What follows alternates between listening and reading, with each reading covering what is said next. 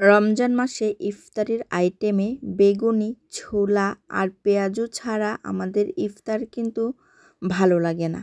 তাই পুরা মাস জুড়ে কিন্তু বেগুনি করতেই হয়। আর এই বেগুনির যে বেসনটা আমি কিন্তু ঘরেই তৈরি করে ফেলি। আমি দোকানের বেসনটা ব্যবহার করি না। আর আমি কিভাবে এটা বাসায় তৈরি করি তাই আপনাদের সাথে শেয়ার করব। আসসালামু আলাইকুম।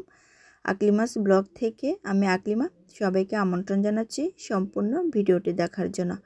আর এই বেসনের জন্য আমি এখানে হাফ কেজি নিয়েছি মসুরের ডাল, আর আমি এখানে 1 কেজি অ্যাঙ্কর ডাল নিয়েছি, আর 1.5 কেজি পরিমাণে নিয়েছি খেসারির ডাল, আর 1 পোয়া নিয়েছি কালো জিরা চাল।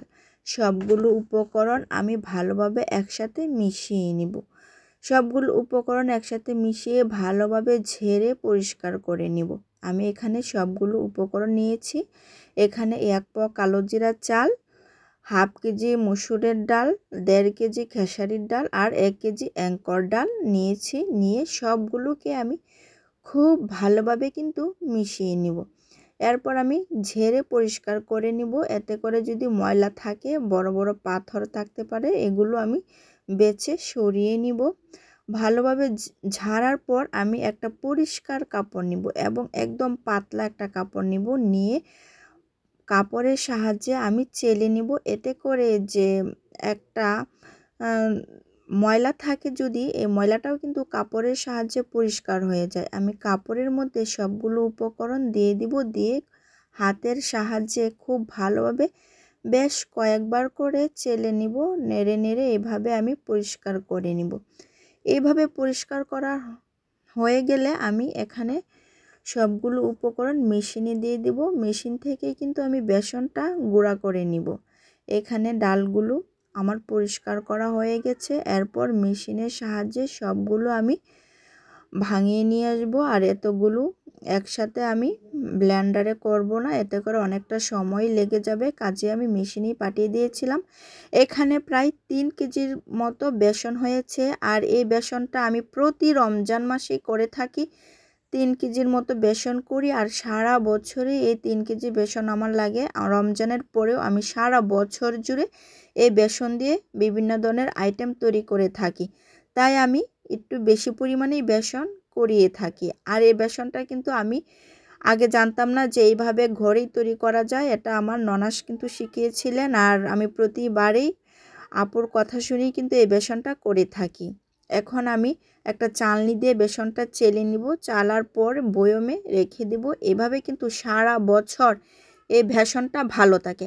আর আমার কাছে দোকানের বেসনটা একদমই ভালো লাগে না, একদম অন্যরকম লাগে। আর দোকানের বেসনের মধ্যে এত পরিমাণে পোকা থাকে, সাদা সাদা ছোটো ছোটো পোকাগুলো চালার পরে পাওয়া যায়, কিন্তু ঘরে তৈরি করা বেসনের কোনো ধরনের পোকা থাকে না, যেহেতু পরিষ্কার পরিচ্ছন্নভাবে দোকানে পাঠানো হয় মেশিনে।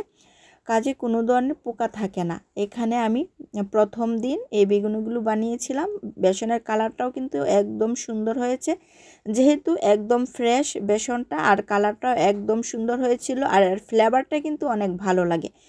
ঘরে তৈরি করা বেসনের যে বেগুনিটা হয়, এটা খেতে আমার কাছে অনেক বেশি ভালো লাগে। এর ফ্লেভারটাও অনেক সুন্দর হয়, দারুণ সুন্দর একটা গ্রান ছড়ায়। এটাই আমার কাছে অনেক বেশি ভালো লাগে। আমি আজকের প্রথম রোজার মধ্যে এই বেগুনগুলো ভেজেছিলাম। আর বেগুনিগুলো যদি বেশি না ফুলে ওঠেনি, কিন্তু খেতে বেশ ভালো হয়েছিল। আর এইভাবেই আমি একবার বেসন ভাঙিয়ে নিই, আর সারা বছর জুড়ে কিন্তু বেগুনি বানাই। শুধু বেগুন দিয়ে না, বিভিন্ন ধরনের আলু বা বিভিন্ন ধরনের সবজি দিয়ে সারা বছরে আমার ঘরে এই বেসনের ব্যবহার হয়ে থাকে। কাজেই এইভাবে যদি ঘরে বেশি করে বেসন ভাঙিয়ে আনা যায়, তাহলে কিন্তু দোকানের থেকে এটা অনেক বেশি বেটার হয়, স্বাস্থ্যসম্মত হয়।